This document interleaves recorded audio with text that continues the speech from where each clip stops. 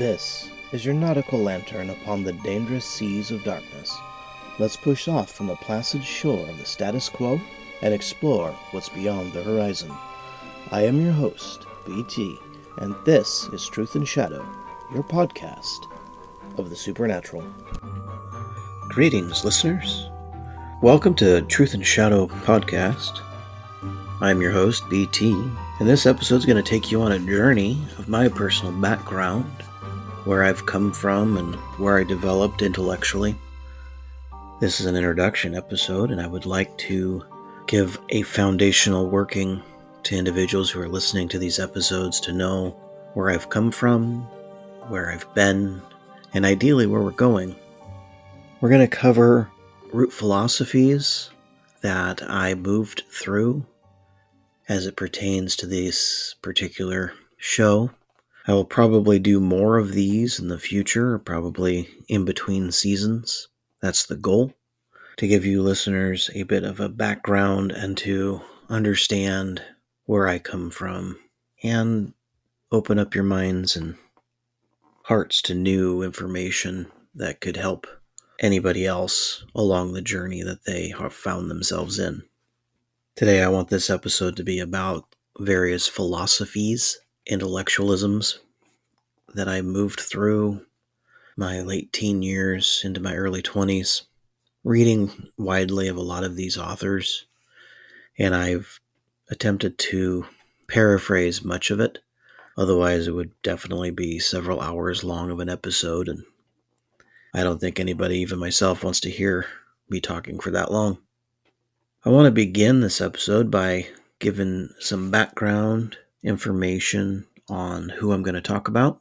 Then I'm going to move into deeper examinations of each of these people and their philosophies that influenced me through time. And I ordered them in a historical dating, not in a personal interaction dating. So when I begin to talk about each of these philosophers in kind, I will mention briefly where I began listening or reading about them. I'm going to start with Plato.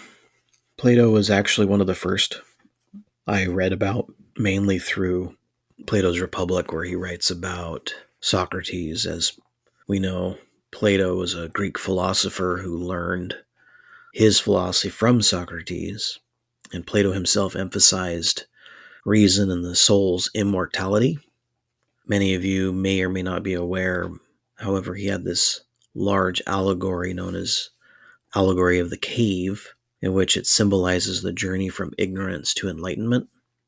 I'll be talking about Aristotle. I came across Aristotle in my late 20s. Didn't read much of his writings as I didn't find his particular philosophy compatible with my own thinking at the time. Aristotle was a student of Plato, and he focused on empirical observation and logic, and even developed systems of ethics, politics, and natural philosophy. We'll talk about Second Temple Judaism, or Judaisms, and their philosophy. This information came to me in the early 2010s. We're going to talk about Jewish thought, which evolved during the Second Temple period, blending Hellenistic ideas. Figures like Philo of Alexandria combined Jewish and Greek philosophy. We'll talk about early Christian philosophy and theology, very briefly. And this is my background. I was brought up in a Christian household, and I learned a lot of non-denominational theology, but I also learned a lot of Christian philosophy and theology from study Bibles, again, mostly from non-denominational resources. And in this episode, we're going to talk about how early Christians, such as Augustine and Origen, merged Christian beliefs with Greco-Roman philosophy, and how they explored concepts like the nature of God and the problem of evil. We'll talk about Thomas Aquinas' philosophy. Thomas Aquinas is somebody that I've barely scratched the surface on, probably about 10 years ago, in the mid-2010s, with Aristotle, due to the fact that much of Thomas Aquinas and Aristotle seem to be together in a lot of their philosophy. Thomas Aquinas was a medieval theologian, and he harmonized Christian theology with Aristotle's ideas. The big work many are familiar with is called the Summa Theologica, which synthesized faith and reason. We're going to talk about Hermeticism briefly. This was information that I was learning when I was a practicing occultist, and not long after I stepped away from New Age movement, I stepped into Hermeticism and deeper occult things, and I talk about that. Hermeticism is a philosophy and mystical tradition commonly attributed to Hermes Trismegistus. It emphasizes the unity of the spiritual and material worlds. Last, we're going to talk about alternative history researchers. I've got a couple of individuals in mind, and this goes back to when I was probably around 10 years of age, and I had a library card, and I found a book written by this guy named Zachariah Sitchin. The book was called 12th Planet. And ever since then, I was curious about alternative history researchers. And so in this episode, we're going to talk about the researchers in this field who explore unconventional historical narratives and theories, often challenging mainstream historical interpretations. And as we get started with Plato, his philosophy is commonly known as Platonism. And this kind of philosophy really is a journey into the forms, the world of forms. And as we embark on this philosophical journey, an ancient and influential school of thought that had emerged in the 4th century BC, named after the famed philosopher Plato. This tradition has left an indelible mark on Western philosophy, science, metaphysics, politics. Plato himself was born around 428-427 BC. He was born in Athens and was a student of Socrates, and he taught Aristotle. Most of the stuff that we have about Plato was written through dialogues written by Aristotle. And then Plato's philosophical system itself really covers a lot of topics. He moves from metaphysics to epistemology to ethics, politics, but at the heart of Platonism is this concept of forms or ideas. This central tenet in Platonism is this theory of forms. Plato believed that the physical world we perceive with our senses is a mere shadow, or an imperfect copy at most, of a higher non-material reality. These higher realities, the forms, exist beyond the physical world and are eternal, unchanging, and perfect. In Plato's famous allegory of the cave, he illustrates this concept by describing individuals imprisoned in a cave, seeing only shadows of objects cast on the wall. The actual reality, he posits, lies outside the cave, representing the world of forms.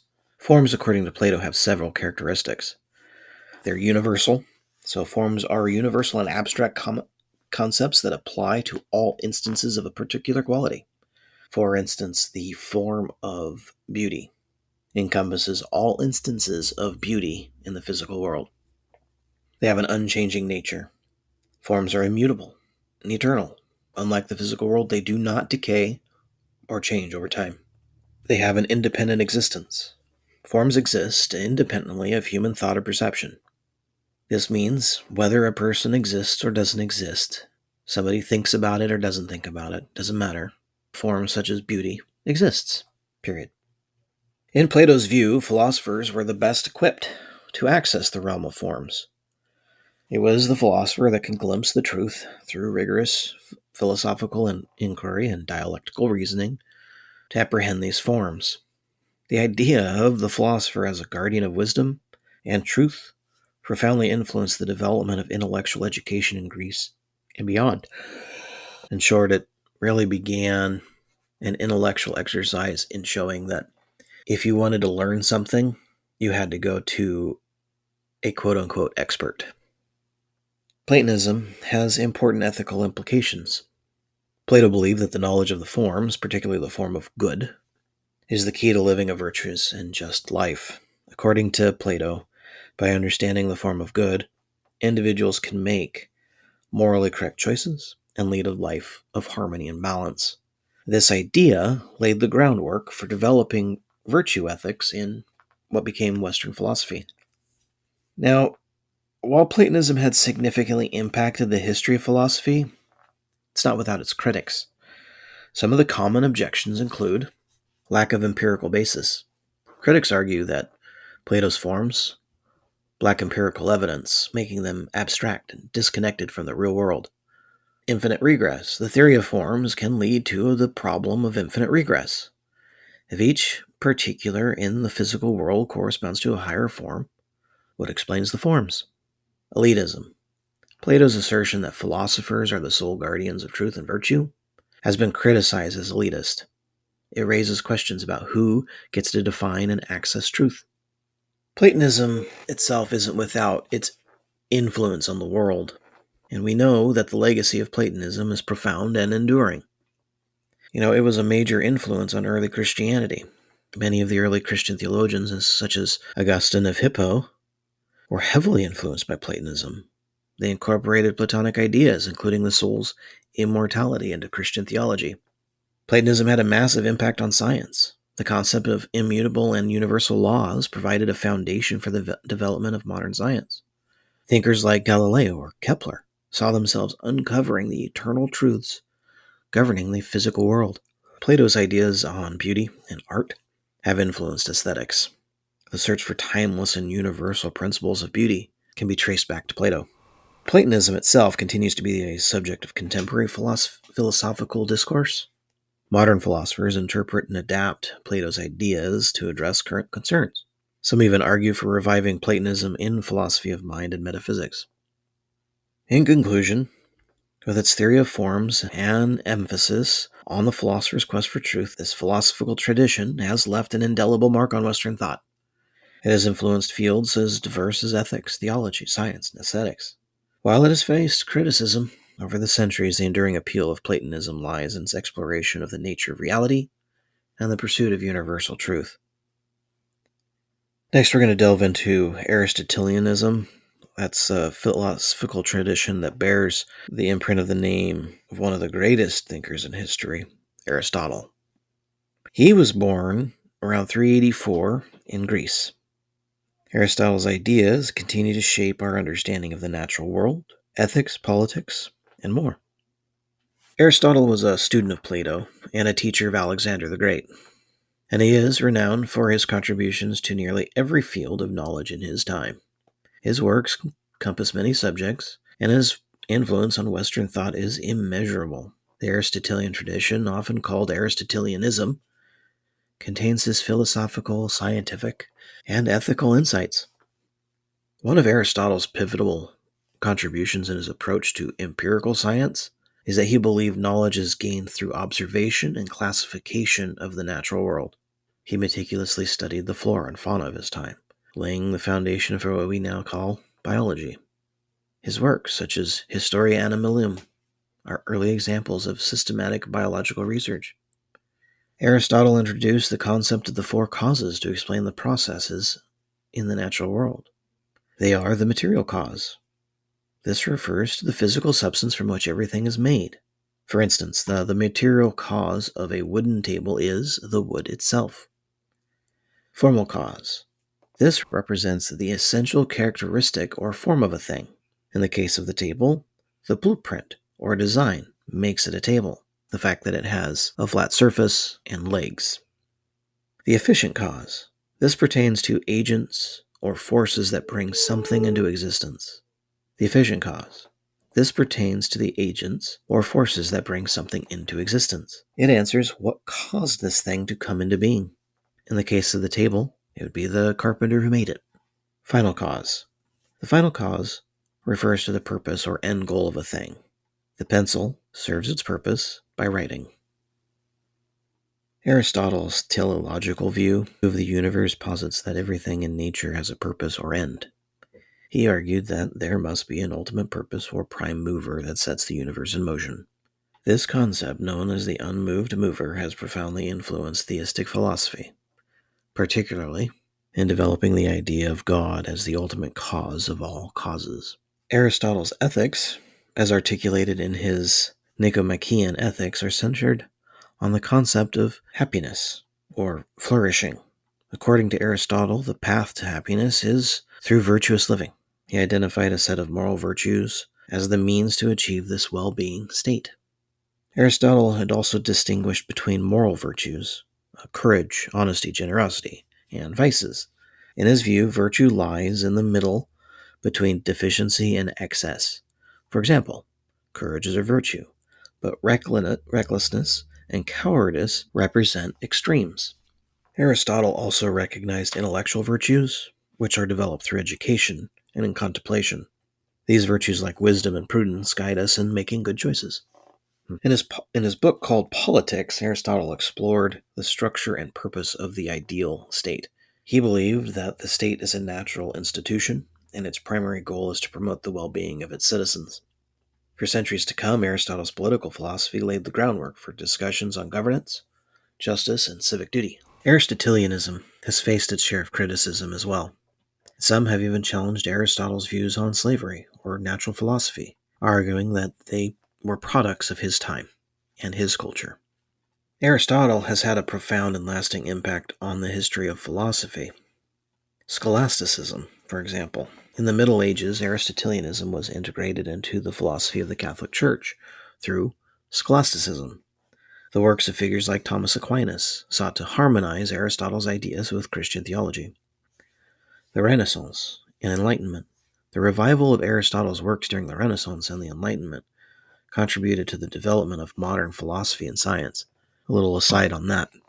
At some point in time, during what history has called the Dark Ages, many of these philosophies had all but disappeared from the Western world due to all the wars between people groups and disease. The writings of Plato, Aristotle, Socrates, and many more pretty much disappeared from the Western libraries. Black Death plague that was brought in by infected rats, and the way things dealt with, the way it was dealt with involved burning buildings. And an example would be if somebody who was known to have the plague would enter into, say, a library and spent time in the library. The consequence of the Black Plague and the extreme views that the people of the time had was the building had to be burned, and they would burn the building to the ground. And this meant countless millions of books burned away in these dark ages. However, due to the fact that the Muslims had a massive desire to learn everything about the world, they had gathered a lot of these texts themselves and translated them into Arabic and a couple other languages in the Middle East.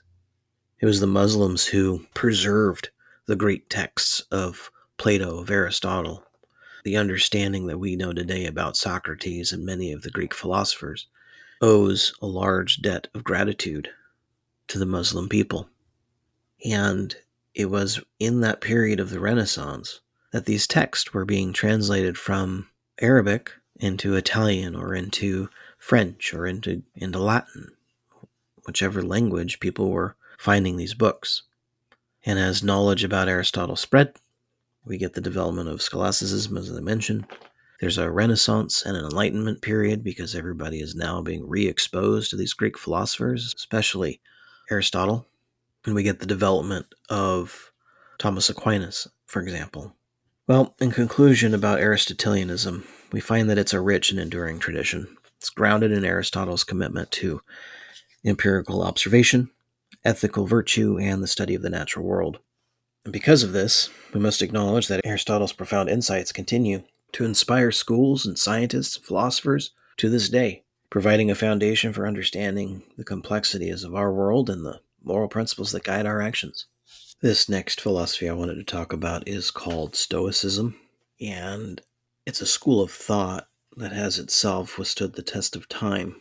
It's been offering wisdom and guidance on how to live a life of resilience, virtue, and inner tranquility for centuries. It originated in ancient Greece and Rome, but continues to influence modern philosophy, psychology, and self-help literature to this day.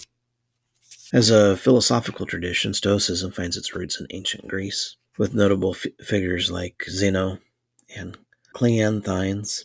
However, it was the Roman philosophers Seneca, Epictetus, and the Emperor Marcus Aurelius who brought Stoicism into the forefront during the Roman Empire.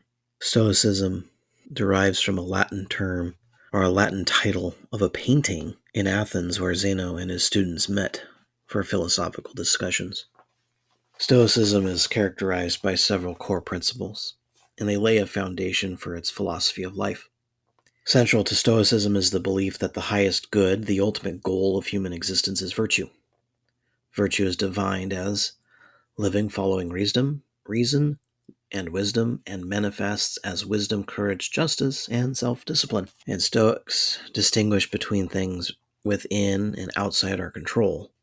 We have control over our thoughts, our actions, our judgments, while external events and other people are outside of our control. The Stoic focuses on mastering the former and accepting the latter. Stoicism encourages individuals to accept the universe's natural order and face adversity with a rational and composed mind. The Stoic mindset involves understanding that suffering often arises from irrational beliefs and irrational desires. The Stoic believes in living in harmony with the world's natural order. This means embracing the rationality that is inherent and aligning one's life with reason and wisdom. Stoicism places a great importance on ethical living and cultivating virtues to attain this inner flourishing, this life worth living. The four cardinal virtues of Stoicism are wisdom, Sophia, and I'll probably mispronounce all these Greek words. I wrote them down, and I haven't spoken them out loud before. Wisdom, this virtue emphasizes rationality, good judgment, and the ability to distinguish between what is within and without our control. Courage, Andrea. According to Stoicism, courage is the ability to face adversity and hardships with inner strength and resilience. Justice. Justice entails fairness and treating others with kindness and respect, recognizing the inherent value of every individual. Temperance. It involves self-discipline and moderation in one's desires and actions, avoiding excesses and overindulgence. The fourth virtue is temperance, and it involves self-discipline and moderation in one's desires and actions, avoiding excess and overindulgence. Stoicism is not merely a theoretical philosophy, but practical in application. The Stoic practice of mindfulness involves continuous self-examination, self-correction. By regularly reflecting on one's thoughts and behaviors, individuals can align their lives more closely with the Stoic virtues and principles. Stoicism is not a philosophy in isolation, but emphasizes its importance in social interactions and community. The Stoic ideal is to be a good citizen, supportive of a friend, and a contributing member of society. Stoicism's enduring appeal can be observed in its influence on various aspects of contemporary thought and practice. A modern psychotherapy called cognitive behavior therapy draws upon Stoic principles. CBT helps individuals recognize and challenge irrational beliefs and develop healthier thought patterns. Stoic principles are often integrated into modern self-help literature and personal development books. Authors like Ryan Holiday, with books like The Daily Stoic, offer a modern interpretation of Stoicism for a broader audience. Stoic principles have been adopted in leadership and business ethics. Ethical decision-making and leading with virtue has become a cornerstone of modern corporate leadership. While Stoicism has much to offer, it has not been without criticism. Some argue that Stoicism and its emphasis on emotional suppression may hinder emotional well-being, and its acceptance of social hierarchies and indifference to political change has been challenged. In short, Stoicism, focusing on virtue, resilience, and rational living, offers a timeless framework for navigating life's challenges. It emphasizes the importance of self-examination, ethical behavior, and embracing adversity with equanimity. Stoicism's principles have found relevance and application in various fields, from psychotherapy to leadership, reminding us of the enduring power of ancient wisdom. Next is a period of time called the Second Temple Judaism, and there is a bit of unveiling of ancient Jewish thought that I want to go through. And a disclaimer is I'm not a Jewish scholar. I'm not an expert in this field. Instead, I'm going to share information that I have learned, and many of you can find these resources by a simple search of Second Temple Judaism. This period, roughly from the 6th century BC to the 1st century AD, was marked by significant developments of Jewish thought, including various sects, apocalyptic literature, and profound engagement with Hellenistic ideas. To understand Second Temple Judaism, and any kind of philosophy we may glean from it requires grasping the historical and cultural context. The term Second Temple refers to the Jewish Holy Temple in Jerusalem, which replaced the First Temple after its destruction by the Babylonians. This era witnessed the return of Jews from Babylon exile and complex interplay of local Jewish traditions and external influences. A prominent feature of Second Temple Judaism was the rise of Jewish sects, each with distinct theological, religious, and philosophical beliefs. The three of note are the Pharisees, Sadducees, and the Essenes. The Pharisees were committed to strict observance of Jewish law and the oral tradition. They believed in the resurrection of the dead and held a form of afterlife theology. The Sadducees, in contrast, rejected oral tradition and denied resurrection of the dead. They were often associated with the priestly class and held more conservative religious views. The Essenes. They were an ascetic and mystical group known for their celibacy, communal living, and rigorous adherence to purity laws. They're the ones that authored the Dead Sea Scrolls. Second Temple Judaism was marked by a genuine expectation of a messianic figure who'd bring deliverance and usher in a new era. Apocalyptic literature such as the Book of Daniel, Book of Enoch, etc., played a significant role in shaping these expectations. The period also saw the influence of Hellenistic culture and thought due to the conquest of Alexander the Great. The fusion of Jewish and Greek ideas resulted in a syncretic bond, exemplified by the translation of the Hebrew Bible into Greek, known as the Septuagint. The wisdom tradition emerged as a philosophical and theological system within Second Temple Judaism. It focused on the pursuit of wisdom, ethical living, and understanding the nature of the divine. The Book of Proverbs and the Wisdom of Solomon are texts associated with this tradition. One of the most influential figures during this era was Philo of Alexandria. He was a Hellenistic Jewish philosopher who sought to reconcile Greek philosophy, mainly the Platonic and the Stoic ideas, with Jewish thought. Philo's philosophy revolved around the transcendent, ineffable God, and he proposed allegorical interpretations of biblical texts to harmonize Greek and Jewish concepts. Another significant development during the Second Temple period was the emergence of Enochic literature associated with the biblical figure Enoch. That would be the seventh from Noah. The Book of Enoch related writings explored themes of angels, cosmic visions, and esoteric knowledge from the heavens. These texts had a profound impact on later Jewish and Christian thought. The heightened expectation of the Messiah and the end of time marked Second Temple Judaism. Various texts, including the Book of Daniel and Dead Sea Scrolls, contain apocalyptic visions of a final judgment and the arrival of a divinely appointed Savior.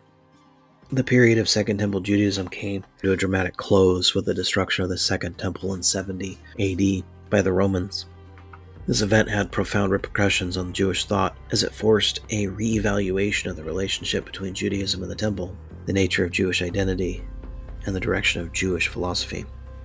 The theological and dynamic diversity that had engaged with Hellenistic ideas laid the groundwork for Rabbinic Judaism's evolution and the Jewish diaspora's growth.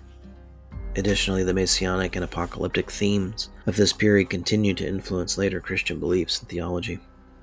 In conclusion, the Second Temple period philosophy is a testament to the intellectual and spiritual dynamism of a critical period in history.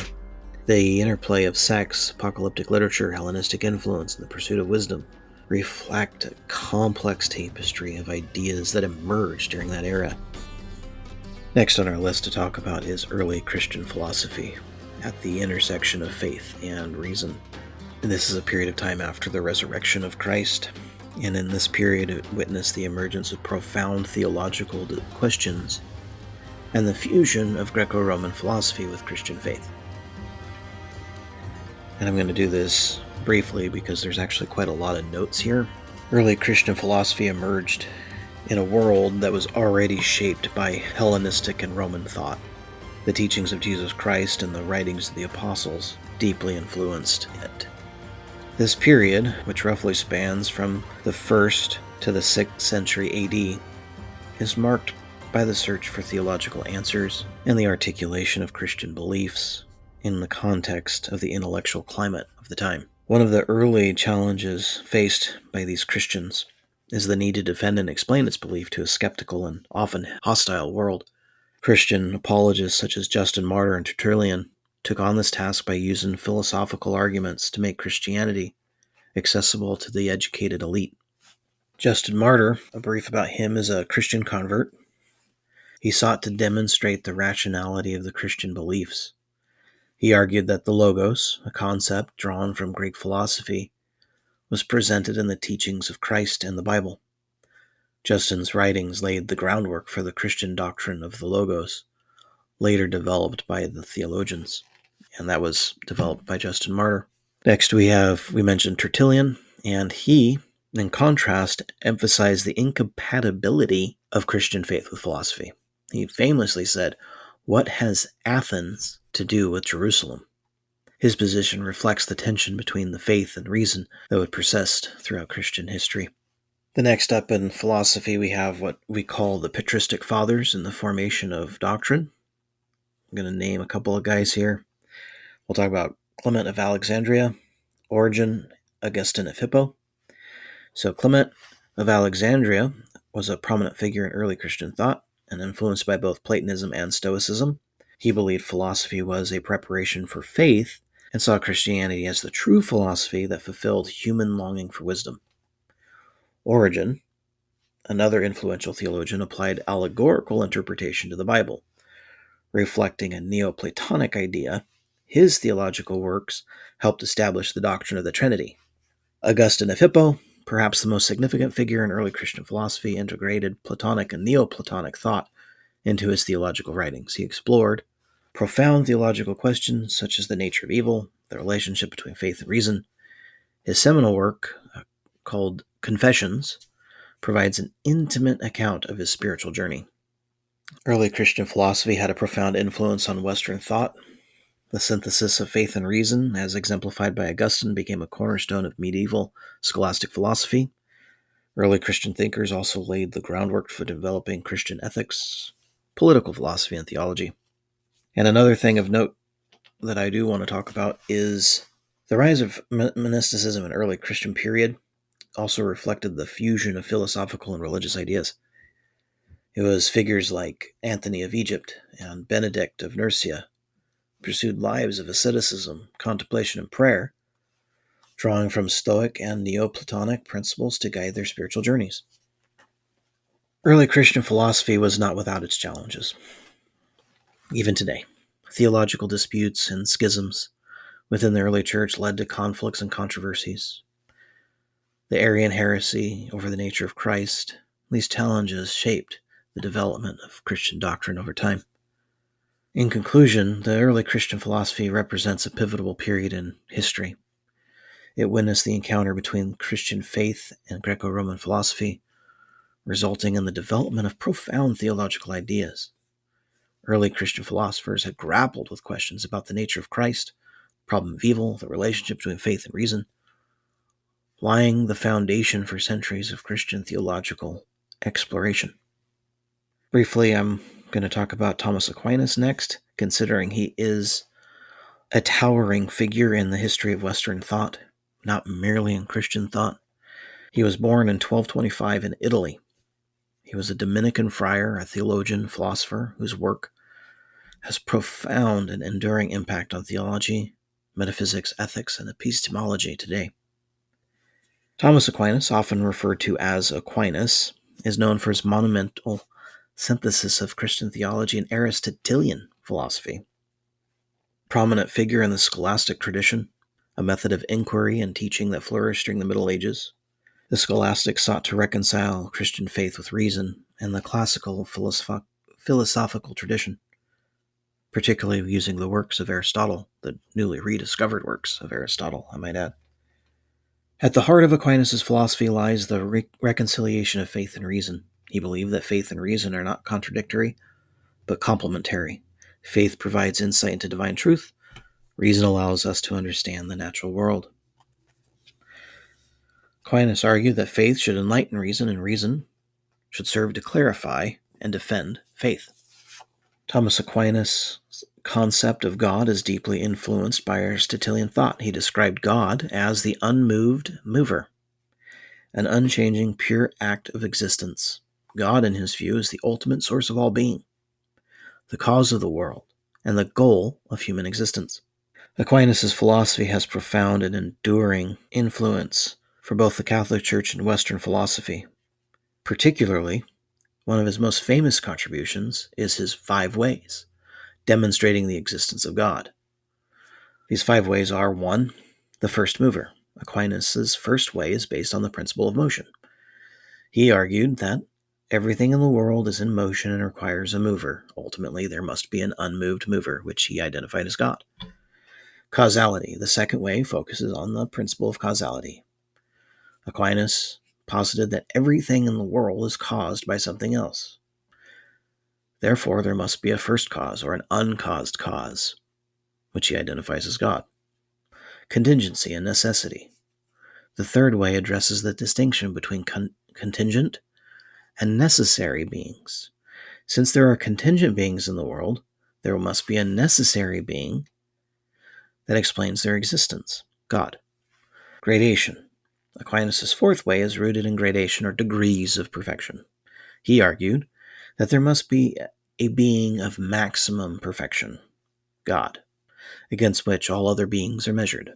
Design and purpose. The fifth way, design and purpose, often associated with the teleological argument, focuses on the idea of purpose and design in the universe.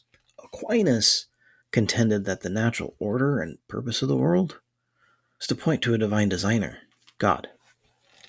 Now, while Aquinas' thought has enjoyed widespread recognition and influence, it's not without his own critics. Some contemporary philosophers have challenged aspects of his metaphysical and theological framework. For example, objections have been raised against his arguments for the existence of God, and his views on the relationship between faith and reason have been a subject of ongoing discussion. In conclusion, with Thomas Aquinas, we know he is a figure of monumental importance to history. His groundbreaking work, the Summa Theologica, his legacy endures to this day, shaping discussions in philosophy and guiding the relationship between faith and reason.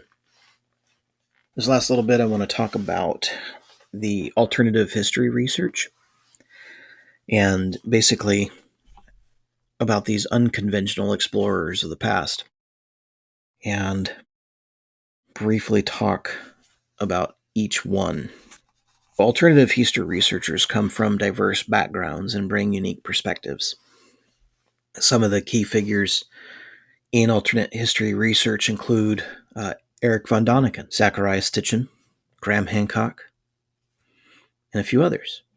These researchers are known for their unconventional ideas and willingness to explore topics that may be considered outside the mainstream. Research in alternative history often propose theories and ideas that challenge established historical and archaeological interpretations. For example, Graham Hancock has suggested that advanced prehistoric civilizations may have existed and influenced the construction of ancient monuments like the Egyptian pyramids.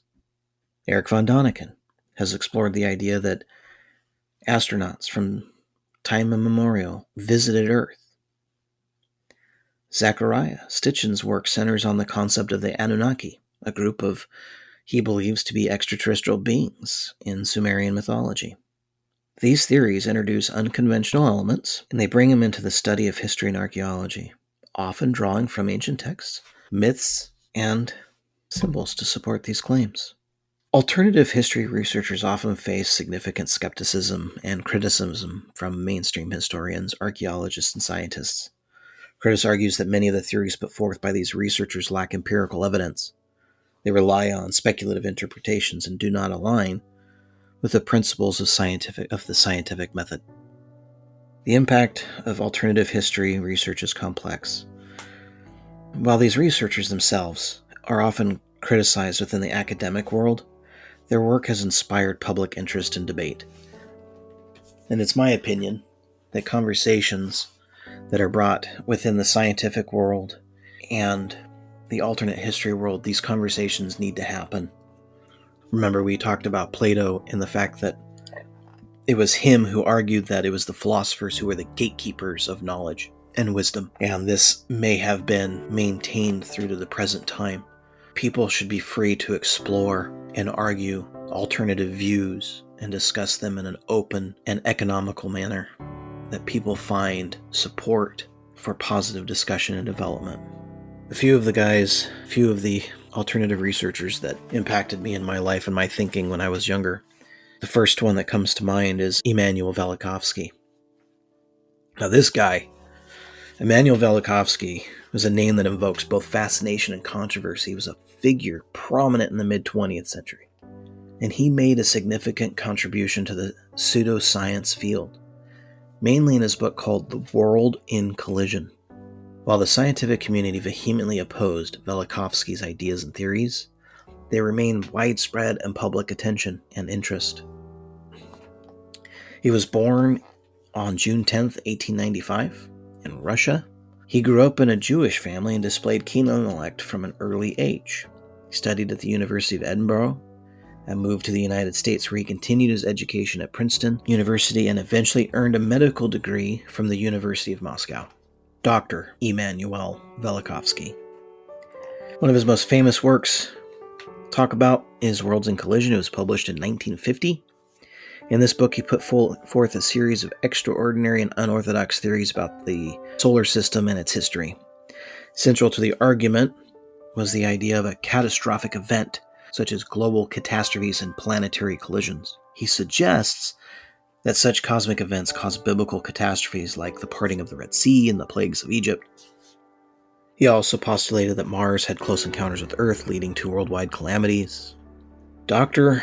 Velikovsky's theories were met with significant skepticism from the scientific astronomers, geologists, physicists, all rejected his ideas. One of the primary criticisms was the lack of evidence, empirical evidence supporting his claims. His ideas often relied on interpretation of ancient texts, which many scientists deemed unreliable sources for scientific inquiry.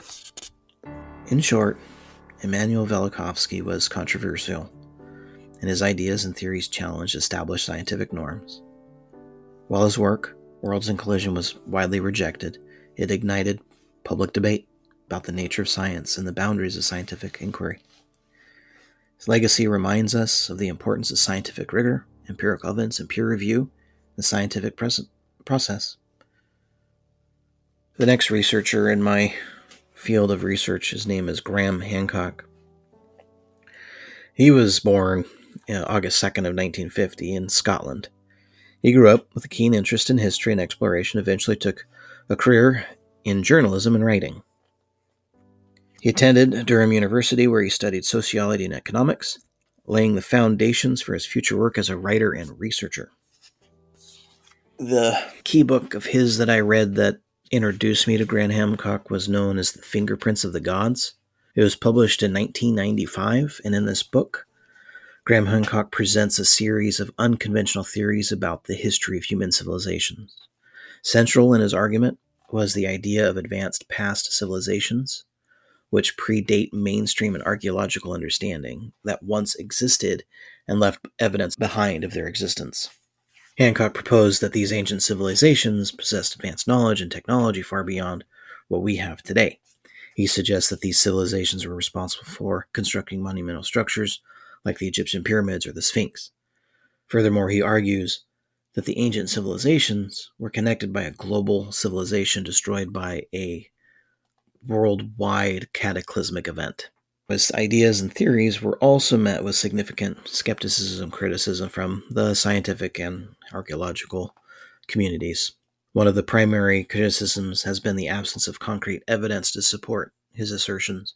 His ideas often rely on interpretation of archaeological sites and artifacts, which many scientists deem speculative and not backed by rigorous research.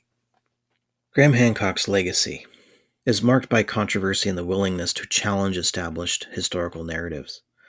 His work has inspired a broader interest in alternative history and archaeology, encouraging some to question conventional historical interpretations. For me, Hancock has reminded me, and is a reminder for me, that there are rigorous standards that undergo historical research and the necessity of empirical evidence in constructing historical narratives. And it also has helped me understand that some of that empirical evidence might yet be found, as new things are discovered every day. The last person I want to talk about is Dr. Heather Lynn. And Dr. Heather Lynn is a prominent researcher and author who has delved into the enigmatic realm of ancient mysteries with a particular focus on the Anunnaki. We spoke about Zecharia Sitchin's views. Hers are quite a bit different, and I agree more with Dr. Lynn than Zecharia Sitchin's. Dr. Lynn's background is characterized by a passion for history, archaeology, and unearthing the hidden aspects of ancient civilizations. The book that got my attention that I read from her is called The Anunnaki Connection, and it's a central theme that explores the Anunnaki as a group of deities in the Sumerian mythology. And according to Sumerian texts, the Anunnakis were beings from some metaphysical place who were pivotal in shaping human civilization. The theories put forth by Dr. Lynn regarding the Anunnaki have faced significant skepticism and criticism from the academic and archaeological communities. This is pretty much a growing theme with all of the alternative researchers. And whenever anybody does alternative research, they're going to butt heads with the gatekeepers of knowledge and higher learning. But it was Dr. Lynn's work that had inspired me to question mainstream historical narratives and consider unconventional theories about the past. And it's important for anyone, whether you're researching Christian history, Muslim history, history of the world, it doesn't matter, because there's significance in exploring ancient mysteries.